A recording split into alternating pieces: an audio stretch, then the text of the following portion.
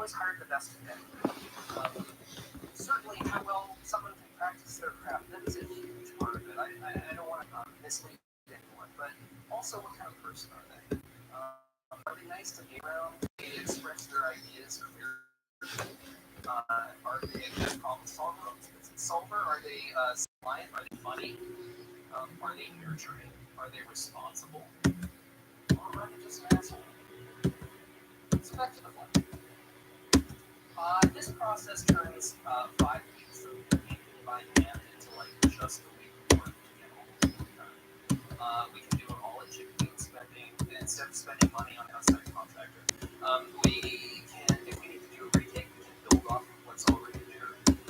If we need to add more animations in the future, again, we have our base. So the slight mismatch in visual style is totally fine when you use those games. And what's more, the 3D flags actually made like an awesome feature possible that would have been totally impossible otherwise. Using this approach gave us a really easy way to do decals, custom decals on the flag.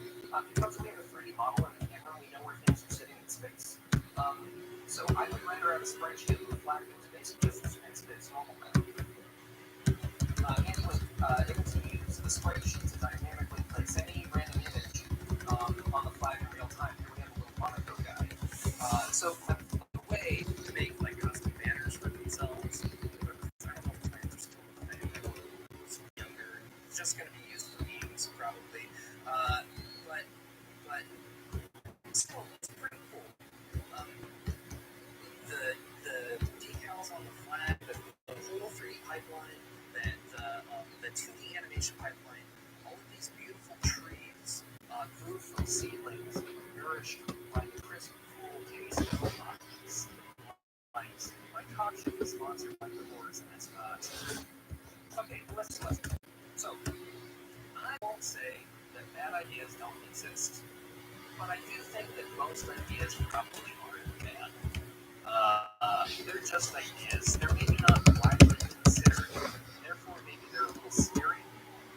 But I think that also means that they're not obvious, and therefore they're loaded with potential. So when looking at like an unconventional idea, resist the urge we're under too tight a deadline to consider that stupid idea. If you can do proof of concept in a short amount of time, I think you're pretty safe.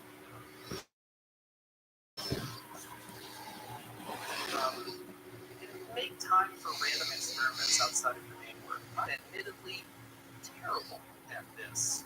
I have an iron work ethic and a crippling sense of responsibility. I'm really fun to be around. So I have a hard time to just allow myself to just sit and make one. But if I hadn't been like just fooling around in maps, little primitive renderers pixel art, watch like I don't know, like Pretty Little Liars or something else that's like free. I probably would never have considered the 3D for the window, and the ramifications of that are astronomical. So, on to the last leg. It was early summer of 2015. We had our pipelines. We were on schedule. We pushed ahead. We announced the art style switch along with the name in August of 2015. The game led to Fire. Now it's called Two-Tail. Here was a game that was a pretty good another indie pixel game. The clouds and sun rays and water were all dynamic and shader driven. The water actually was like basically a 3D water shader ran down into 2D, and the waves were like driven by dynamic wind forces. And props to Andy for making all that stuff happen. Like just has to be real. Coronavirus. So as I said before, the game was always about the blast of liquid. Might be my first and last game. Things don't go well. Next couple days are covered. Yes.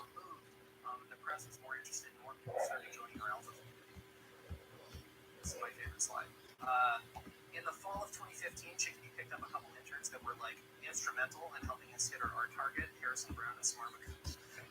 So together, along with Jerome, we all pushed on the art sequence. Just take a look at some shots in no particular order. We iterated the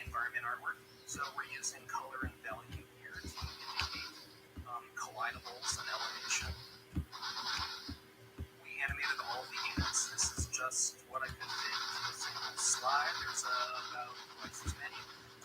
Units are points of high contrast in vivid colors, so they pop on that terrain. We had time for some winding iteration on a few units. I've learned that it's always good to plan dead space into any schedule because not everything's going to go perfectly. You're going to need a place for those mistakes to kind of fill into.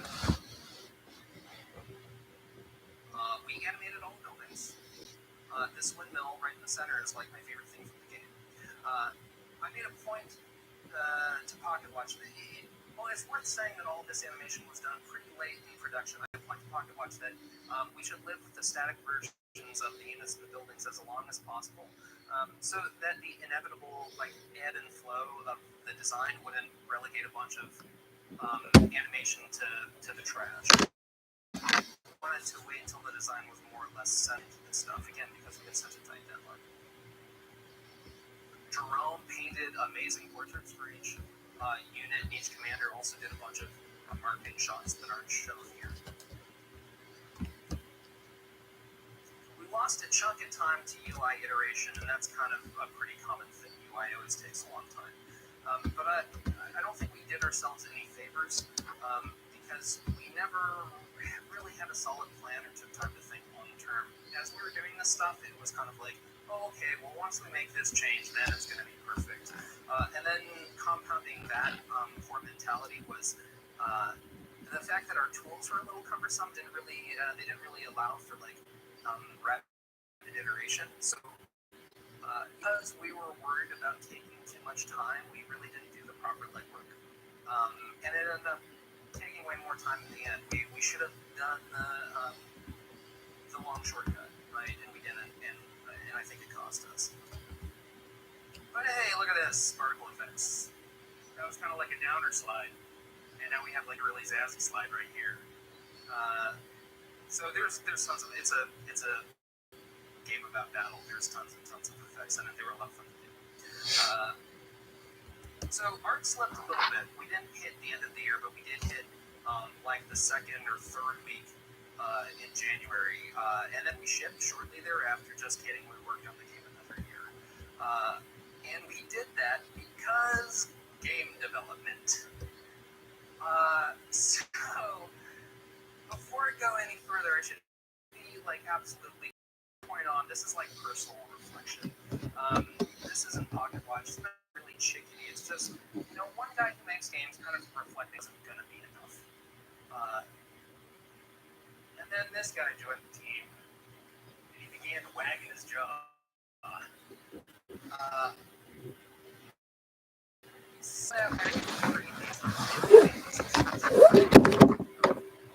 It felt logical. Some of it was a little more superfluous. If you've been in games, if you've made a game even as a student, you kind of know about the feature creep. Maybe most of his ideas are cool, but he talks in box bullet points. He doesn't really consider objective merit or time. But he appeals to emotion like a great salesman, and it's really hard to not listen. Let's take a look at the weather system. As an example, the weather system allows us to do surprise different kinds of weather, but also different times of day, and it makes the screenshots look super zazzy. They look really, really nice. But it dismantles the visual hierarchy a bit. It flattens values and homogenizes color. It actually makes the game harder to play. As a visual purist, I lament that loss of clarity, but at the same time, it makes for a more marketable product as far as screenshots and video on this So was it worth it? I don't know. I suppose it depends on what metric you're measuring. But our process, I think, was undeniably messy. We took an idea suggested by Feature Creep. We didn't do our homework beforehand to figure out the true scope of it.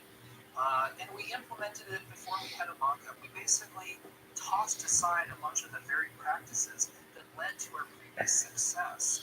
This wasn't a brick laid in surface to a carefully considered long-term plan, or even really a poorly considered long-term plan. It was just a brick that we kind of liked the shape of. So who knows if we actually needed it to finish our house? It may be made for a better product,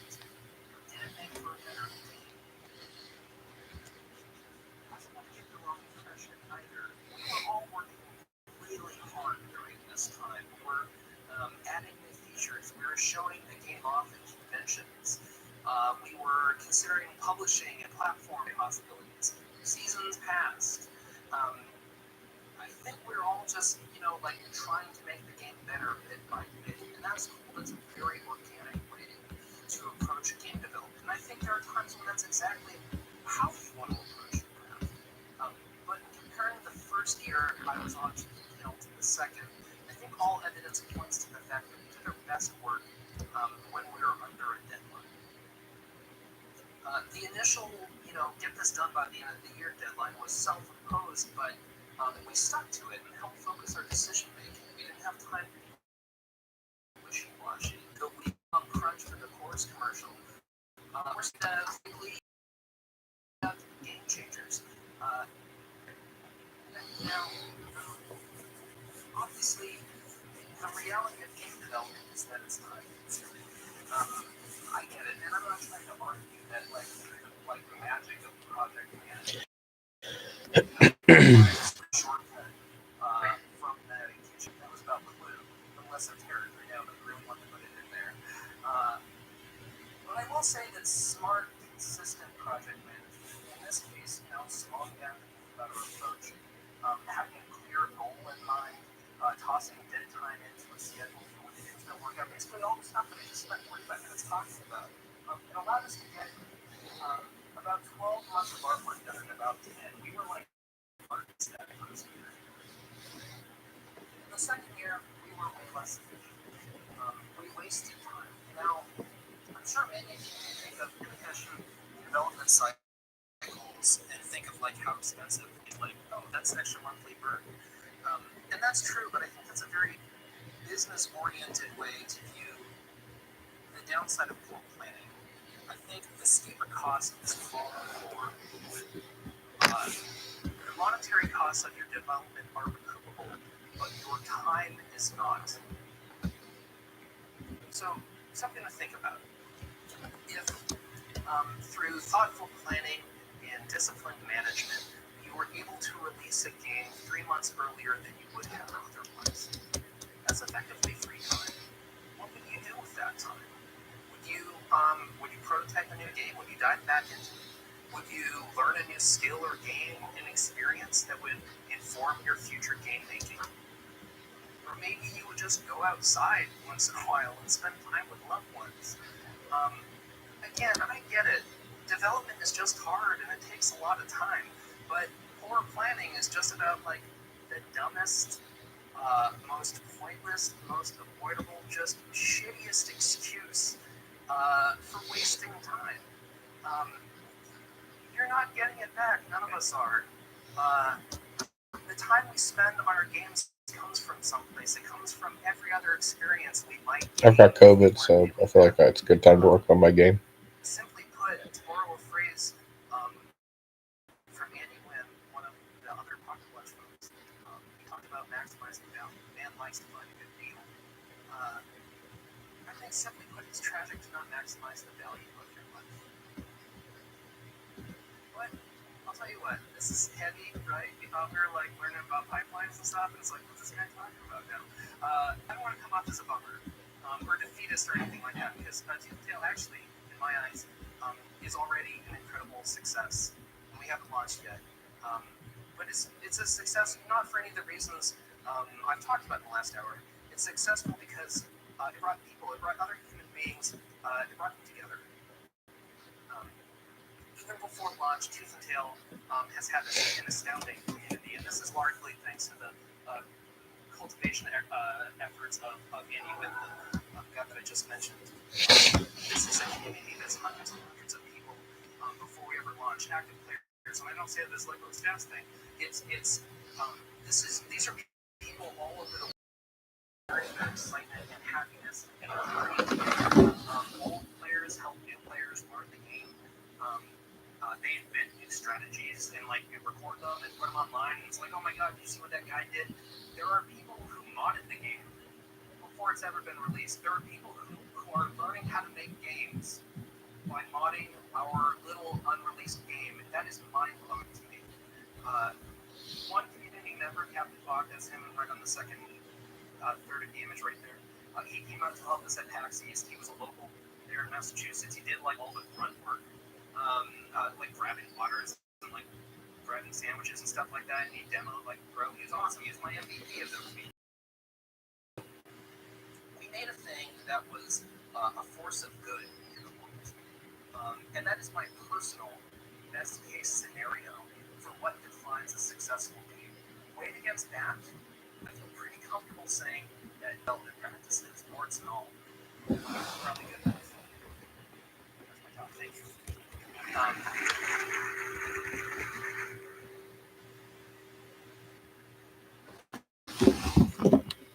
All right. Well, thanks for attending, everybody. Fill out the thing because it helps this whole thing go better. Oh wait, do we have a question? Thank you. I had a quick question about the flag stuff. Yeah, sure.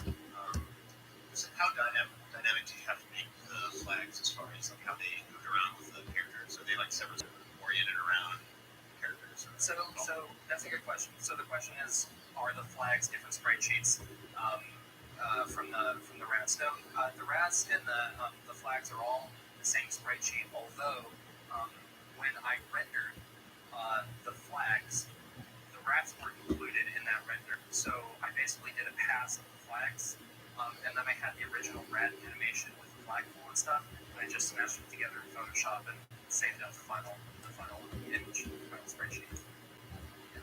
Thanks. Yeah.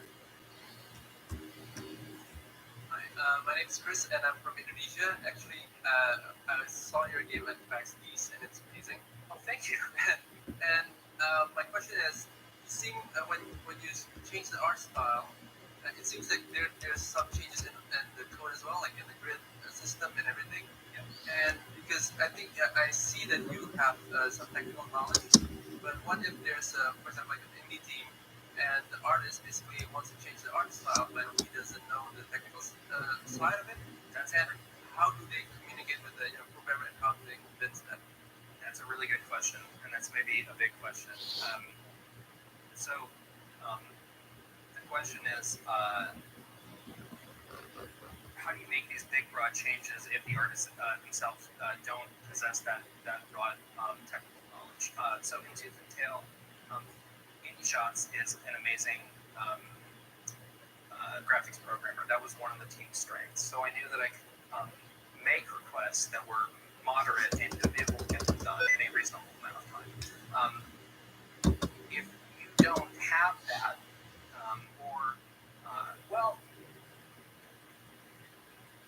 I don't possess those skills myself, right? I can't code up shaders. That's something I can't do. But in all of these requests that I made, I did those kind of like storyboard images of like, okay, here is exactly what I want.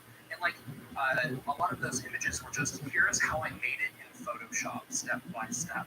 Like, oh, I blocked out like this black portion and then I blurred it and then I did like a weird distort thing and then we used that as a mask and fill in a different texture. And that's enough.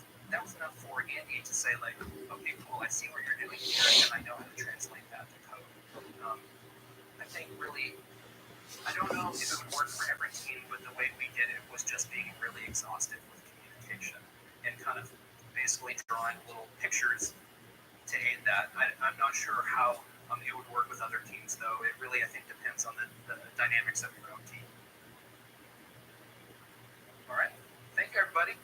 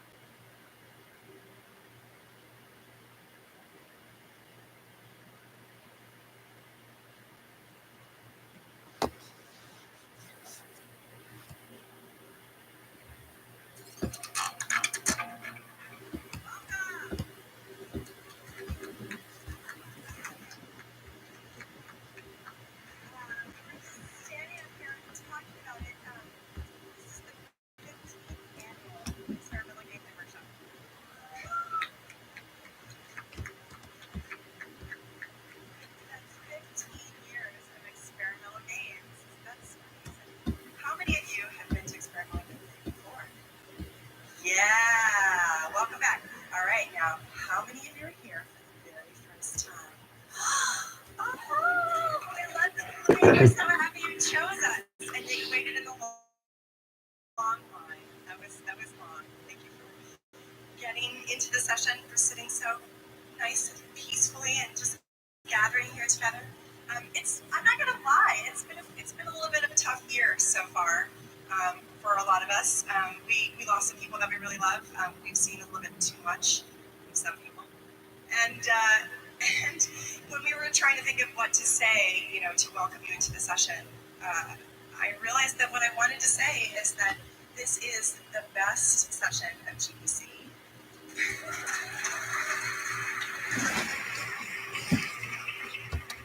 Because it's about amazing people. So before we get started, I want Eddie and Ted to come up here and stand up on stage. These two gentlemen did an amazing job organizing all the speakers, getting everything ready this year.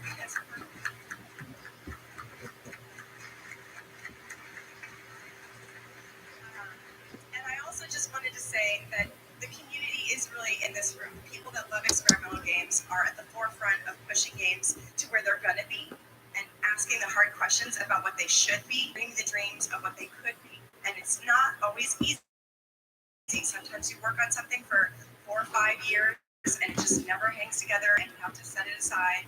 Sometimes those things come back later and they're great, and sometimes they become a painful but valuable memory. And this year's show is an example, like every year, of how pushing through the hard.